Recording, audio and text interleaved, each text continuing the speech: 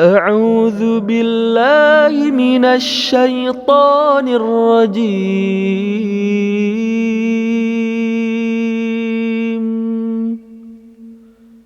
بسم الله الرحمن الرحيم.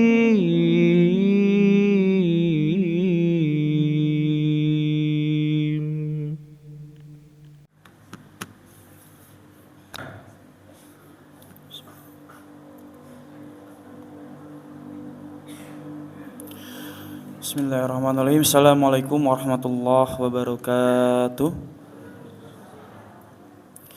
Alhamdulillahirabbil alamin wa bihi nasta'in wa ala umurin yawaddin ma ba'du.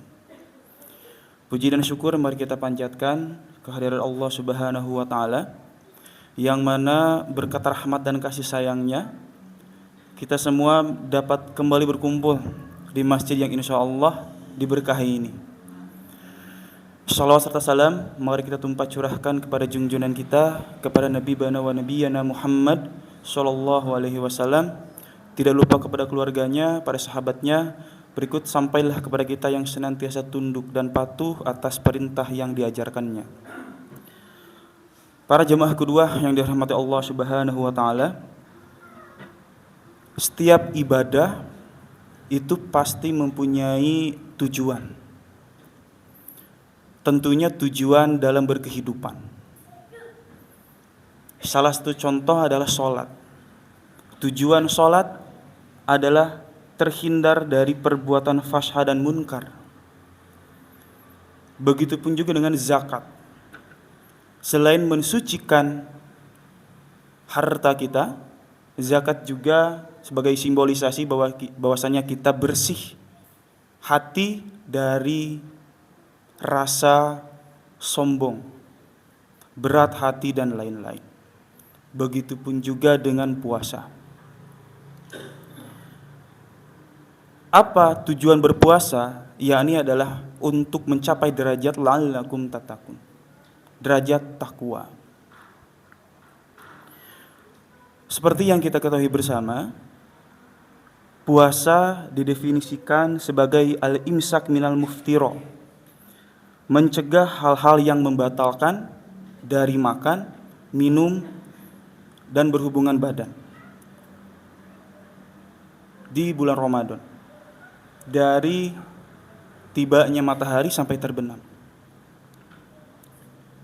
Ada kata-kata yang menarik yang akhir-akhir ini mendapat perhatian saya sendiri.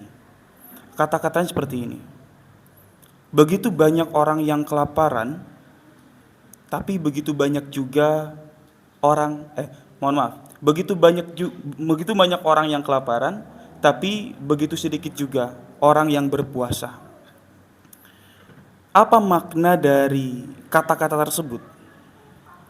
Setelah saya menselidiki dan mencari tahu bahwasannya ini adalah sindiran terhadap kita, termasuk saya, yang berpuasa hanya berhenti pada aspek jasmani.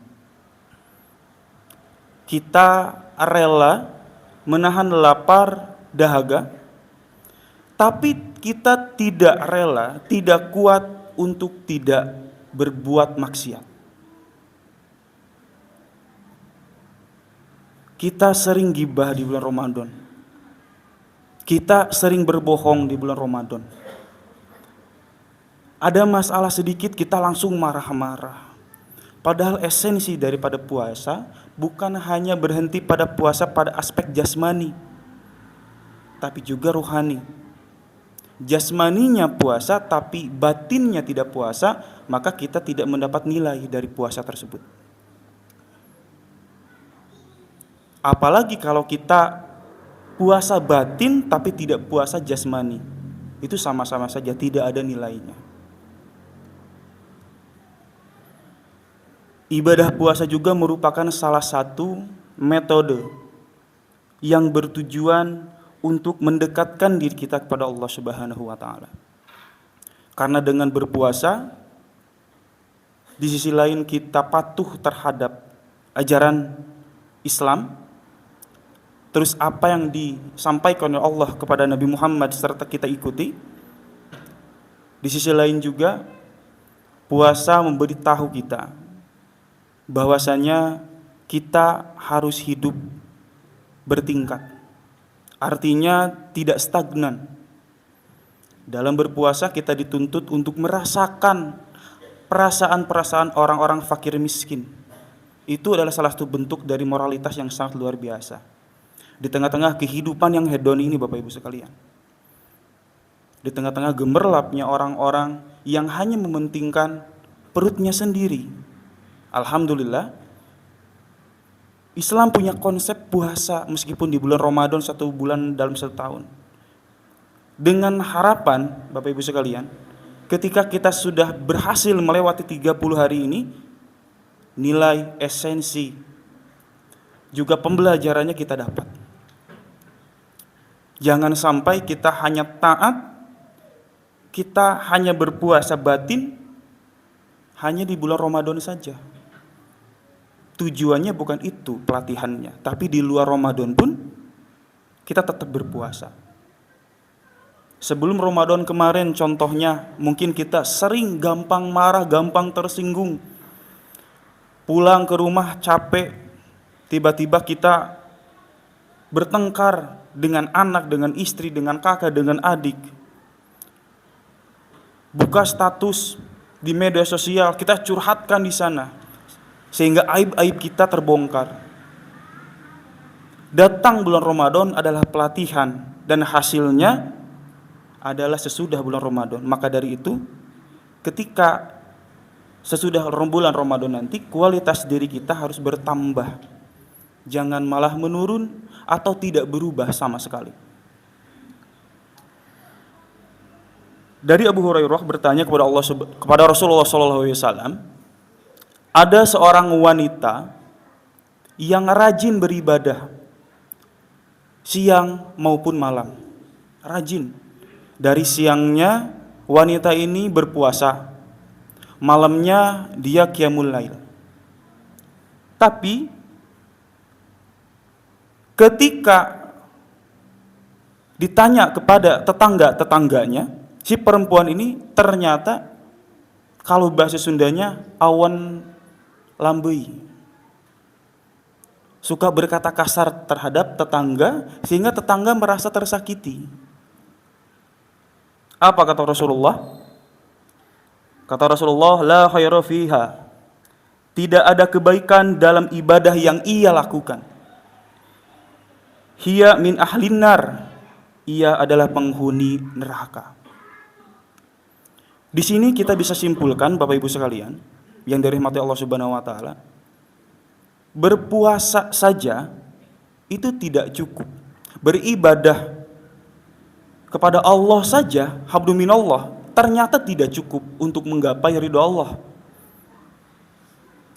Maka segala aspek ibadah, khususnya puasa, itu harus ada dampak akhlak atau moral yang baik terhadap diri kita. Sebaliknya ada mungkin ibu-ibu atau bapak-bapak atau wanita-wanita saudara laki-laki dan lain-lain yang ibadahnya itu 5 waktu sunnah seperti biasa-biasa, tidak ada spesial atau tambahan apapun. Tapi ke tetangga dia baik, murah senyum, senantiasa menolong, selalu syukur, tabah dan lain-lain. Maka apa yang terjadi? Maka Rasulullah sangat menyukai karakter-karakter tersebut. Dan insya Allah dijamin surga. Bapak Ibu sekalian, jamaah kedua yang dirahmati Allah Subhanahu wa taala. Alhamdulillah kita bisa bertemu lagi di Masjid Kedua dalam momen yang sangat luar biasa indah, momen tarawih. Dan mudah-mudahan di hari yang kedua puasa kita ini, kita senantiasa terus dikuatkan, entah ibadah yang bersifat sosial ataupun ibadah memang yang bersifat seperti sholat, zakat dan lain-lain. Semoga semangat ibadah kita terus naik. Di sisi lain Bapak Ibu sekalian, puasa itu memiliki dampak yang sangat luar biasa terhadap umat, ada beberapa faktor yang muncul dalam benak saya. Yang pertama adalah faktor sosial. Bagaimana kita lihat setiap bulan Ramadan datang, euforia masyarakat atau umat sangat luar biasa. Rajin ke masjid, bahkan menunggu adzan maghrib itu tiba-tiba di masjid yang biasanya di rumah. Bertemu dengan para tetangga yang biasanya di luar Ramadan kita tidak pernah bertemu dengan beliau-beliau ini. Kita saling bercanda, saling bertukar informasi. Setelah itu kita tarawih bersama. Bahkan orang-orang yang jarang keluar rumah itu tiba-tiba, Masya Allah, datang ke masjid untuk beritikaf, untuk bertarawih juga. Yang kedua adalah faktor ekonomi. Bapak Ibu sekarang lihat, ketika menjelang buka puasa, itu di jalan penuh dengan orang-orang yang mau bertransaksi atau jual beli makanan tajil. Uang umat, Bapak Ibu sekalian, di sana luar biasa hebat. Yang tadinya di luar Ramadan tidak pernah berjualan, tidak mau berjualan, tapi di bulan Ramadan mendadak menjadi penjual. Alhamdulillah berkahnya bulan Ramadan. Maka dari itu kita jangan berhenti pada aspek-aspek tersebut saja.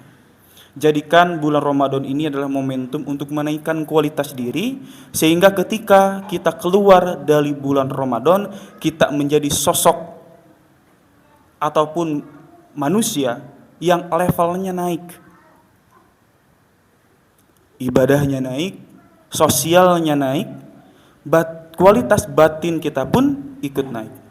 Wallahu a'lam bishawab. Sekian yang bisa saya sampaikan. Mohon maaf apabila ada kesalahan. Billahi fi sabil haq. Wassalamualaikum warahmatullahi wabarakatuh.